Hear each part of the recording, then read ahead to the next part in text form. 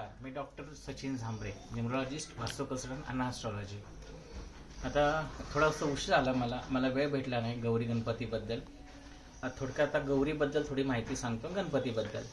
आता ॲक्च्युली गणपतीच्या बरेच मला फोन येतात, ते बरेच जणांच्या शंका असतात. आपण जे आता भाद्रपद शुक्ल चतुर्थी येते, चतुर्दशी, त्या दिवशी गणपती बसवला जातात प्रत्येक घरामध्ये. तर गणपती हा पार्थिव गणेश आपण याला मानतो, की पार्थिव गणेशाची मूर्ती बसवतो. तर पार्थिव गणेशाची मूर्ती म्हणजे काय, तर पार्थिव गणेश म्हणजे आपण मातीपासून बनवलेला गणपती, तो पार्थिव मूर्ती असते. आता काळानुरूप बदलला, त्यामध्ये विविध रंग, केमिकल्स वापरतात. हे आरोग्यदृष्ट्या, शारीरिकदृष्ट्या योग्य नाही, म्हणून चिकन मातीचा, शाडू मातीचा असा गणपती सांगितलेला आहे.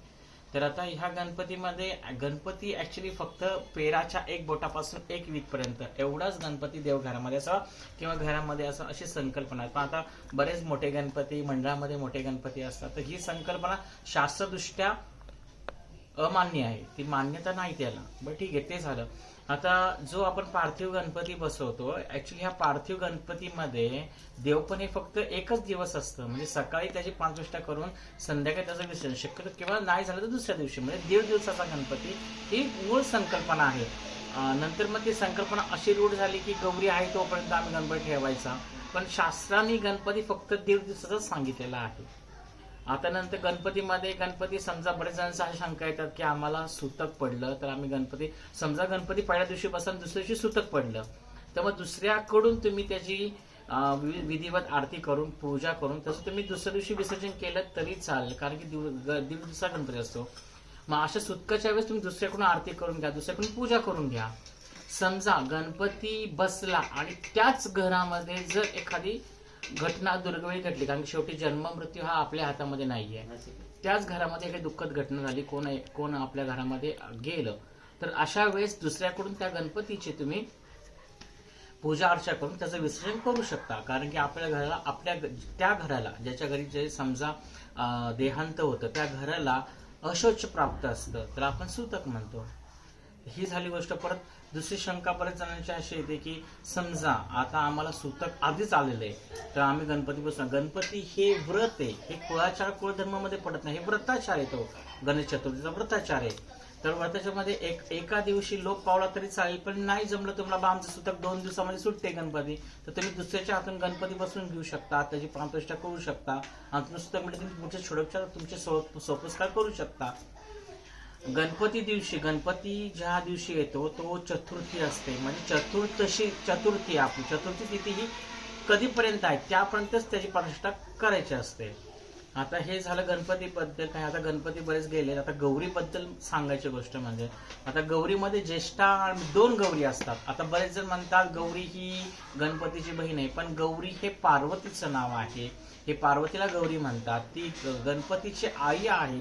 कारण की गणपतीला गौरी नंदन म्हणतात. मग ते गौरीचा मुलगा म्हणजे तिची आई येते, आणि त्या ज्येष्ठा कनिष्ठा असं आपण त्यांना संकल्पना देतो.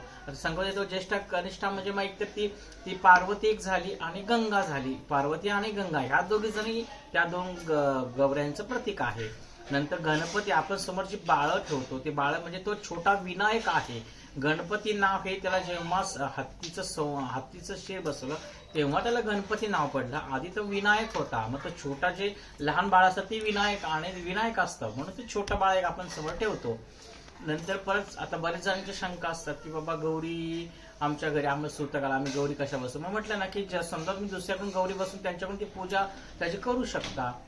परत बरेच जणांची शंका असते की बाबा आता आम्हाला 1.25 महिना, आमचं सुतक आता 1.25 महिना झालाय, आम्ही कसं करू. आता हा फक्त एक औपचारिकचा भाग झाला, ह्याला शास्त्र नाहीये की समजा जर तुमचा महिना झाला असेल मग तुम्ही गौरी गणपती तुम्ही आरस काही, कसं त्या घरामध्ये दुःखद घटना घडलेली असते, म्हणून लोक म्हणतात की बाबा त्या घरामध्ये लगेच आरस नको, किंवा लगेच त्याचे मान सन्मान, जास्त नैवेद्य की जास्त फळं वगैरे आपण समोर ठेवतो, ती जास्त मखर वगैरे जास्त आरस नको. तर ही फक्त एक भावनिक कल्पना झाली आहे, तसं शास्त्र नाहीये. तुम्ही उभ्या करू शकता, नाही आता आमचं 6 महिने झाले, आता महिनाच झाला आमच्या माणूस घेऊन आम्ही पाटावरती बसवतो, असं कुठेही शास्त्र नाहीये, लक्षात ठेवा. त्यामुळे तुम्ही पाटा उभ्या करू शकता, किंवा तुम्ही उभ्या करू शकता, त्याचं थोडीशी तुम्ही आरस साध्या पद्धतीने करू शकता, साध्या पद्धतीने साजरी करा गौरी गणपती. आता बऱ्याच जणांचं संकल्पना अशी असते की बाबा आमच्या घरामध्ये एखादी बाई गरोदर असते तर बाबा गरोदर आहे किंवा तिला दिवस गेलेले आहेत, मग अशा वेळेस आम्ही गणपती विसर्जन करायचं का नाही, तर बरेच जण गणपती एका कोपऱ्यात कुठे ठेवतात. हे चुकीचं आहे, हे शास्त्रसंमत कुठेही नाही. फक्त का माणसाची एक भावनिक कल्पना जोडलेल्या असतात की गणपती हे बाळ स्वरूप समजतात आणि जे आपल्या घरात एक नवीन बाळ असतं ते बाळ कसं गणपती विसर्जन करायचं, पण हे शास्त्रसंमत नाही. लक्षात ठेवा, गणपती आणि त्या बाळाचा काही संबंध नाही. प्रत्येकजण प्रत्येकाच्या कर्माचा प्रारब्धाचा भोग भोगत असतो. लक्षात ठेवा, गणपती आम्ही बुडवला मग आमच्या असं काही होत नसतं. तुम्ही गणपती विसर्जन करू शकता. हे धर्मसिंधू निर्णय ग्रंथामध्ये आहे. पंचांगमध्ये सुद्धा शेवटच्या पानावरती लिहिलेली माहिती आहे. दाते पंचांगमध्ये सुद्धा लिहिले की काही याला शास्त्रसंमत नाही. गौरवधर जरी असेल तुम्ही गणपती विसर्जन करू शकता. लोक ते एखादं साथ ठेवतात, मग ते वर्षभर जेव्हा डिलिव्हरी होईल किंवा पुढच्या गणपती पण ठेवतात, मग त्या गणपतीने पूजा होत नाही, त्याची आरती होत नाही, चतुर्थीला नैवेद्य दाखवणं होत नाही, अवेल न होती त्या मूर्तीची. म्हणून हे चुकीचं आहे. लक्षात ठेवा, हे शास्त्रसंमत नाही. आता गणपती गौरी दिवशी गौरी पूजन जे असतं, गौरी पूजन दिवशी 16 गाठी घेतल्या जातात. आता त्याच्या 16 गाठी लक्षात ठेवा, ह्या 16 गाठी असतात. आता ह्या ज्या 16 गाठी आहेत, ह्या 16 गाठी म्हणजे लक्ष्मी भ्राता, ज्या चंद्राच्या 16 कळा, श्री सुक्ताच्या 16 रुचा, लक्ष्मीची 16 प्रतीके, श्री, भूती, श्रद्धा, मेधा, सन्नती, विजेती, स्थिती, धृती, सिद्धी, कांती, समृद्धी, स्वाहा, स्वदा, संस्कृती, नियमी व श्रुती, ह्या 16 कला आहेत. म्हणून ते 16 प्रति 16 गाठी घेतल्या जातात.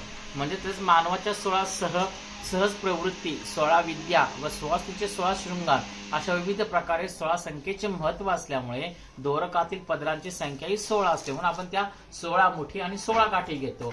आता त्या गाठी घ्यायचं शास्त्रसंमत असं की जे आपण धान्य म्हणजे आपण हरभऱ्याची डाळ घेतो, गहू घेतो, हळदी कुंकू घेतो, ते सगळं आपण त्या ह्याला खारीक घेतो, खोबरं घेतो, त्या गाठीमध्ये बांधतो. म्हणजे कसं की समृद्धी, लक्ष्मी या अखंड आमच्या घरामध्ये राहावं म्हणून त्या गाठीमध्ये बांधलं जातं की आमच्या घरामध्ये या गाठी राहाव्यात म्हणून त्या गाठी घेतल्या जातात. मग त्या गाठीचं मन जेवढ्या सुवासिनी स्त्रिया असतील किंवा जेवढ्या मुली, ज्या स्त्रियांची संख्या असेल त्याप्रमाणे तेवढे दोरे घेतात. आता काहींच्या घरी 2 गौरीच्या, त्यांच्या घरी ती सुवासिनी किती आहेत, मुली किती आहेत, त्याप्रमाणे तेवढे दोरे घेतले जातात. किंवा 4 असेल तर 4 दोरे घेतात. 16 गाठी 16 मोठी, म्हणजे पूर्ण दोऱ्याचे 16 वेढे, त्या 16 मोठी 16 गाठी, हा असा दोराकाचा संबंध आहे.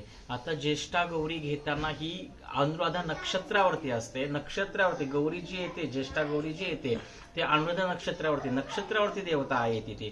म्हणजे अनुराधा नक्षत्र हे ज्या काळापर्यंत आहे त्याच्या आतच तिला गौरी घ्यायची असते.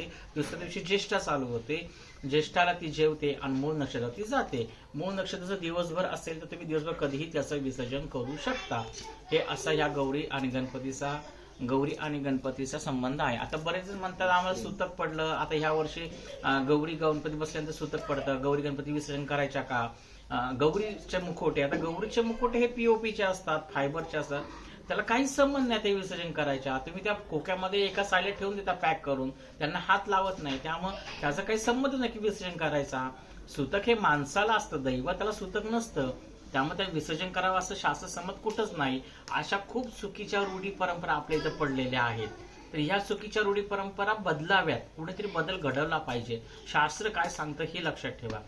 असे बरेच माहिती आहे, बरेच व्रतवैकल्य आहेत, असे तुम्ही व्रतवैकल्य करू शकता. ही थोडक्यात गौरी गणपतीची माहिती सांगितली. धन्यवाद.